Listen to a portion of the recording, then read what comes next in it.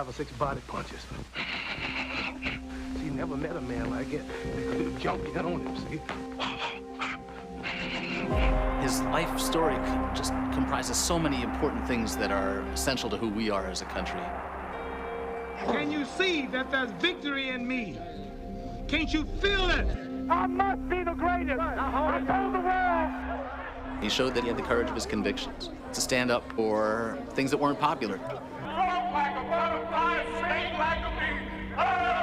One of the greatest prize fighters of all time, but a man whose legacy is built upon much more. Black people have died on foreign soil, fighting in all of America's wars, still doing so, still are not getting freedom, justice, and equality. Champion of the disenfranchised. Fighting for religion, I'm fighting for cause. I'm ashamed of myself that I forgot a man of his stature's birthday. That's how I know I had a lot going on. I would never miss the opportunity to praise the man that has motivated so many, that has helped the sport so greatly.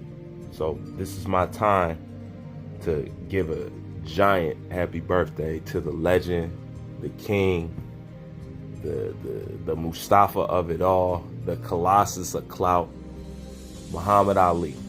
All right, so that's a giant happy birthday out there from me to him. I'm sorry I missed the champ's birthday. Don't know how it happened. Must have been plugged into some other things, but nonetheless, we are here now. And I would just like to give my personal thanks to somebody like Muhammad Ali. People took so much from Ali. So much has came behind this man. You know, you wouldn't have got none of the Rocky franchises if it wasn't for this man right here.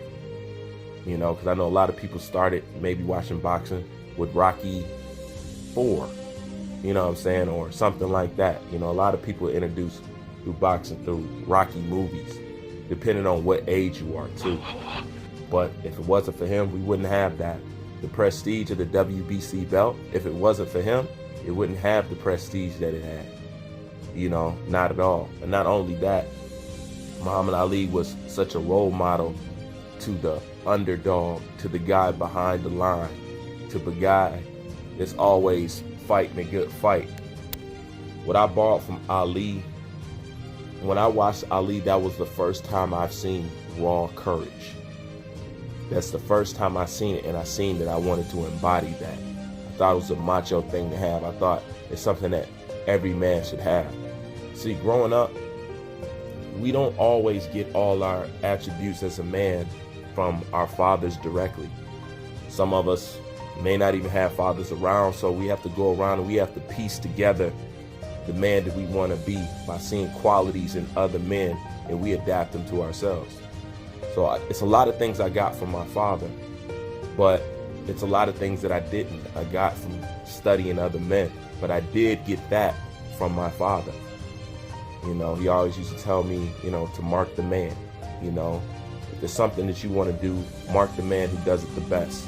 If it's something that you want to be, mark the man who does it the best. If it's something you want to inquire for yourself, find a man who got it, you know, and mark yourself and carve yourself after that guy. When my father first set me down and I watched Foreman versus Ali, it was only 2 times I was impressed by this. One of them was Sugar Ray Leonard versus Duran. When I watched Ali, that was the first time I seen somebody do something that I thought that they couldn't do. Because you gotta understand, as a little boy, especially back then, George Foreman was the Jolly Green Giant. You know, George Foreman was, and my father loved George Foreman. Loved George Foreman. And when I used to watch George Foreman train, how big he was and how he used to dent the bag and all that stuff. And when I watched Ali do, I was like, that's some raw ass shit.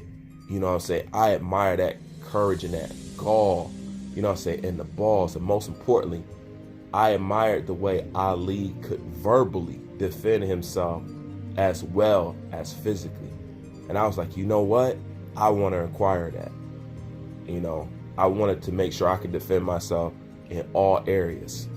You know, I wanted to make sure I could defend myself financially, physically, and verbally. The verbal shit comes directly from this man. Being quick with the tongue, quick with the mind, can think off the fly, you know what I'm saying? Can say shit that puncture people's feelings, as you guys know I could do. That shit come from Ali. You know? Not so much the aggressive part of it, but the firing off at the mouth, the art of skullduggery, the art of wordplay, the art of presenting yourself, the art of making people believe what you say, the art of presenting yourself. All that shit comes from Ali. All of it. You know? And the way he stood up and told people to their face, especially at that time, how he would stand up and tell white America to his face that he was proud of himself, not going to get him to hang his head low. You know what I'm saying? And how dare you? And I'm not going to do what you asked me to do. And I got my own mind and I think my own damn way. You know what I'm saying? I'm not going to call you what you want me to call myself. I'm going to call myself what I want to call myself. You know, just to see a man of color at that time stand up the way that he did, it's inspiring. You know what I'm saying? Especially to kids of color growing up. That shit is inspiring to all kids of color growing up. That shit was inspiring as hell. I love to see a man stand straight up. I do. And that's why I always say, if Ali was in this era, do not let these people fool you. They would not like Ali. Did you hear the way he was talking? You know, and they crucified Anthony Joshua for just saying a speech. It just goes to show you that what Ali was talking about then and what's going on right now is still fucking present. Black people have died on foreign soil, fighting in all of America's wars, still doing so, still are not getting freedom, justice, and equality. So if Ali came back and talked now, they would probably hate him damn near as much as Deontay Wilder, regardless of how skilled he was. This is why I take a personal offense, and I believe it shouldn't be done.